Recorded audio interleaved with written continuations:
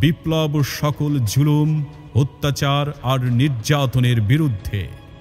বিপ্লব অন্তরের প্রতিটি কুচিন্তা আর কুকর্মের বিরুদ্ধে।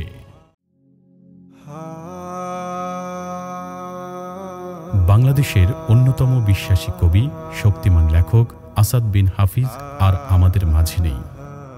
1 জুলাই 2024 তিনি ইন্তেকাল করেন। একাধারে তিনি একজন বিশিষ্ট কবি, প্রাবন্ধিক, গল্পকার এবং ছড়াকার হিসেবে পরিচিত। তিনি আদর্শিক দিক দিয়ে ফররুখ আহমেদের অনুসারী। তার সাহিত্যে বাংলার মুসলিম সমাজের পুনর্জাগরণ এবং বিপ্লবের অনুপ্রেরণা প্রকাশ পেয়েছে।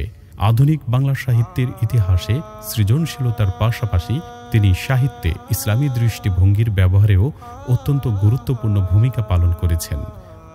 তার সাহিত্যে বিপ্লবী চিন্তা চেতনারও প্রকাশ ঘটেছে। তিনি ইসলামী সাংস্কৃতিক আন্দোলনের সাথে জড়িত ছিলেন। আসাদ বিন হাফিজ 1958 খ্রিস্টাব্দের 1 জানুয়ারি গাজীপুর জেলার কালীগঞ্জ থানার অন্তর্গত বড়গাঁও গ্রামে জন্মগ্রহণ করেন। তার পিতা মোহাম্মদ হাফিজউদ্দিন মুন্সি এবং মাতা জুলেখা বেগম। কবি আসাদ বিন হাফিজ 1980 সালে ঢাকা বিশ্ববিদ্যালয় থেকে বাংলা সাহিত্যে স্নাতক ডিগ্রি অর্জন করেন। এছাড়া তিনি 1983 সালে একই প্রতিষ্ঠান থেকে বাংলা সাহিত্যে মাস্টার্স ডিগ্রি অর্জন করেন। শিক্ষাজীবন সমাপ্ত করে তিনি কর্মজীবনে প্রবেশ করেন। প্রীতি প্রকাশন নামের প্রকাশনা সংস্থাটি পরিচালনা করতেন। তার লেখা গান: পৃথিবী না জানুক আমি তো জানি, আমার একটা মন ছিল, বিসমিল্লা বলো বিসমিল্লা, দাও খোদা দাও আমায় আবার, আল্লাহ ছাড়া মাবুদ নাই, রসুল ছাড়া নেতা নাই, উড়োজাহাজ উড়ু উড়ু, তোমরা ভুলে গেছো মালেক ভাইয়ের নাম, বই পড়ো ভাই বই পড়ো। এরকম অসংখ্য জনপ্রিয় গানের তিনি রচয়িতা। রচনাশৈলী: কবির সাহিত্য রচনার ভাষা অত্যন্ত সহজ সরল, দুর্বোধ্যতামুক্ত। এ কবির কাব্যসৌধ গড়ে উঠেছে সুবোধ্যতার ভিতের উপর। কবির শ্রেষ্ঠ রচনা হল অনিবার্য বিপ্লবের ইশতেহার।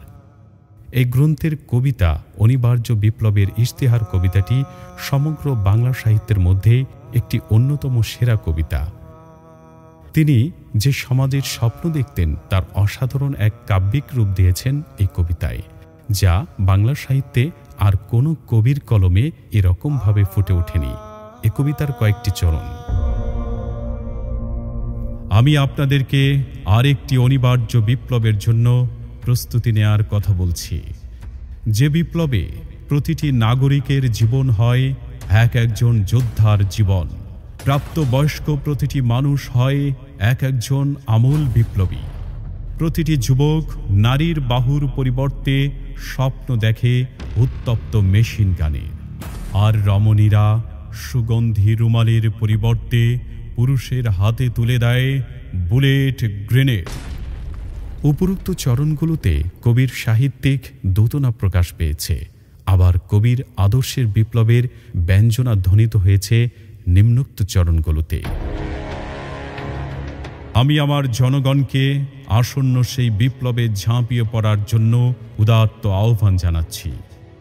যেখানে অন্ধকার সেখানেই বিপ্লব, যেখানে ক্লাদাক্ত পাপ ও পঙ্কিলতার সয়লাভ সেখানেই বিপ্লব, যেখানে নগ্নতা ও বেহায়াপনার যুগল উল্লাস সেখানেই বিপ্লব, যেখানে মিথ্যার ফানুষ সেখানেই বিপ্লব। বিপ্লব সকল জুলুম, অত্যাচার আর নির্যাতনের বিরুদ্ধে।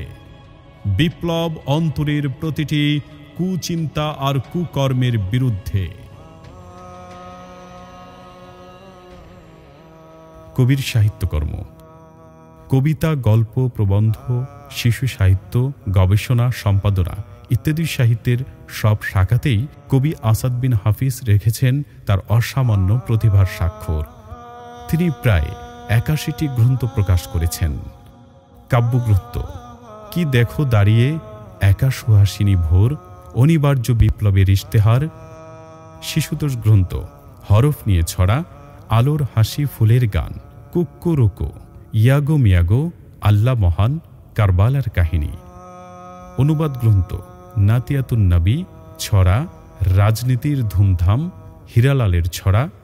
গবেষণা গ্রন্থ: আল কোরআনের বিষয় অভিধান, ইসলামী সংস্কৃতি, ছন্দের আসর, ঐতিহাসিক গ্রন্থ, ভাষা আন্দোলনের ইতিহাস, গল্প গ্রন্থ, 15ই আগস্টের গল্প, জীবনী গ্রন্থ, আপোষহীন এক সংগ্রামী নেতা, নাম তার ফররুখ, কিশোর সাহিত্য সম্পাদনা, নতুন পৃথিবীর স্বপ্ন ও আলোর পথে এসো, ঐতিহাসিক দুঃসাহসিক অভিযান সিরিজ, গাজী সালাউদ্দিনের দুঃসাহসিক অভিযান, সালাউদ্দিনের কমান্ডো অভিযান, সুবাগ দুর্গে আক্রমণ, ভয়ঙ্কর ষড়যন্ত্র, ভয়াল রজনী, আবারও সংগ্রাম, দুর্গ পতন, ফেরাউনের গুপ্তধন, উপকূলের সংঘর্ষ, সর্পকেল্লার খুনি, চারিদিকে চক্রান্ত, গোপন বিদ্রোহ, পাপের ফল, তুমুল লড়াই, উমরু দরবেশ, টার্গেট ফিলিস্তিন, গাদ্দার, বিষাক্ত ছোবল, খুনি চক্রের আস্তানায় পাল্টা ধাওয়া, ধাপ্পাবাজ, হেমসের যোদ্ধা,